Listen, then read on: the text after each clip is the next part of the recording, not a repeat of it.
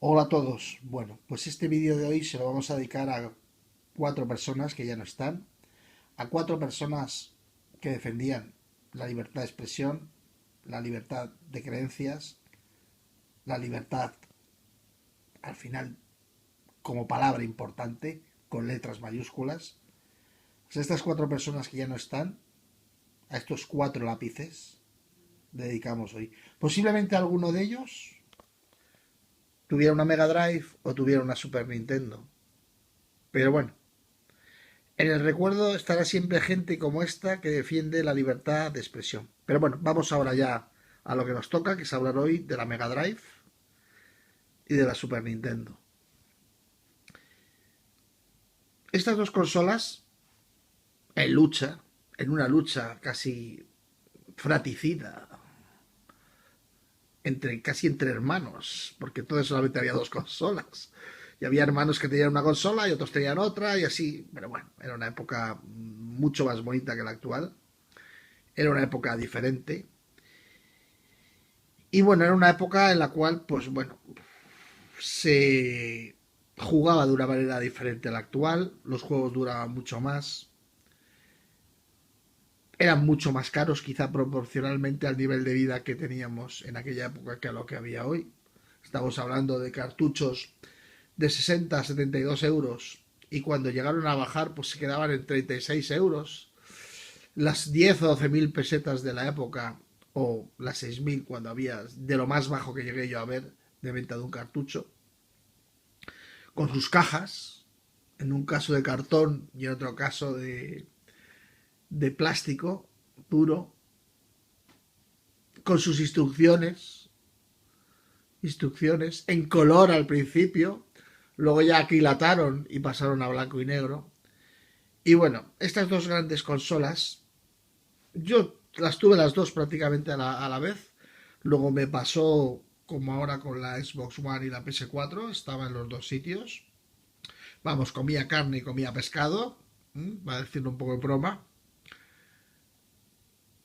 Estas dos consolas, pues bueno, me traen muchísimos recuerdos, unidos a épocas de comenzar a jugar, a muchos juegos, a Street Fighter 2, por ejemplo, como un juego que me alucinó, después de verlo en las recreativas, pasarlo ahí, a todos los juegos de Disney, en especial en la Mega Drive, a todos ellos, que jugaron mis hijos, que eran pequeños.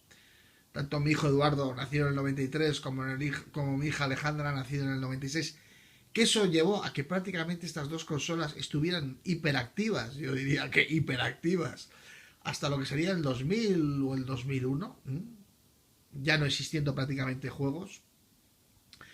Estas dos consolas, pues bueno, tanto en el tema infantil con Disney Interactive, con los juegos de las películas, o con los juegos de Mickey o los de Donald, o el Magical Quest de lo de Capcom, en el caso de la Super Nintendo, o Donkey Kong Country, o Sonic.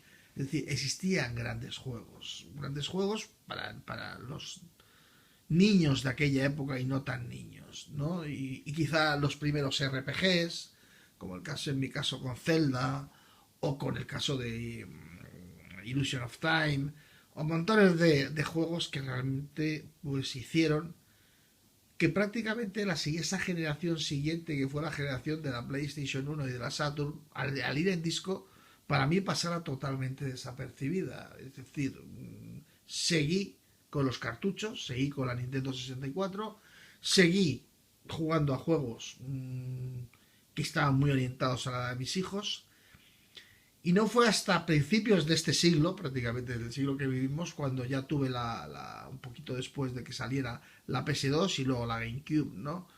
Que sí ya me hizo, en el caso de la PS2, ir a conocer juegos de la PS1 y a juegos que tenían que ver con esa continuidad de Disney Interactive, pero que ya no eran lo mismo, evidentemente, de lo que fue esta generación, ¿no? Yo creo que en esa lucha entre Mega Drive y Super Nintendo, realmente lo que ha quedado ha sido realmente los cegueros, porque los nintenderos yo creo que cayeron en manos de Sony absolutamente, y han seguido en manos de Sony, y siguen en el mundo Sony, lo sustituyeron, y bueno, lo utilizaban como segunda consola, Los segueros se han repartido por todos los lados.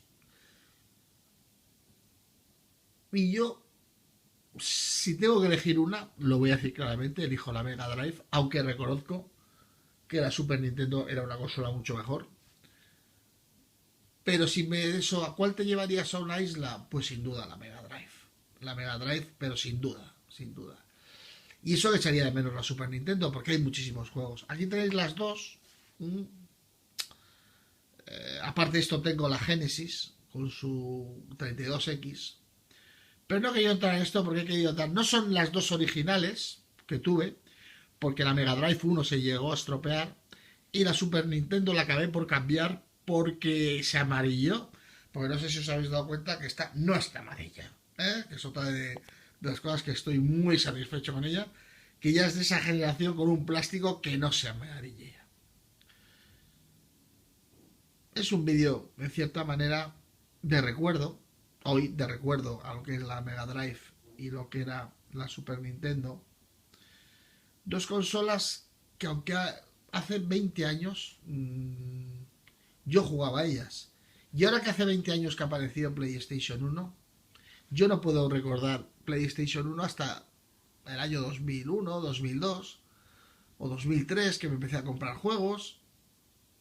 Al ser retrocompatible la PS2. Pero para mí, ahora los 20 años de... Hace 20 años, ¿qué hacías tú? Y yo, pues yo jugar con la Mega Drive y jugar con la Super Nintendo. Y estar disfrutando el Donkey Kong 3, el Sonic and Knuckles, mirar de reojo y no poder tenerlo el... Ay, no quiero el nombre.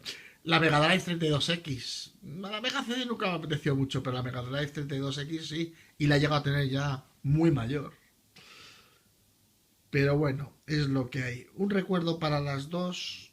Yo sé que son dos consolas que a mis hijos, a pesar de haber nacido 10 años después de los que por edad la jugaron, es decir, nacidos en los 80, jugaron a ellas, la recordarán siempre.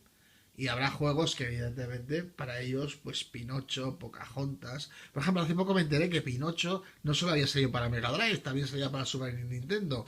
Porque en aquella época es que no llegaban los juegos. Es decir, no era como ahora que se podía pedir vía internet o vía webs.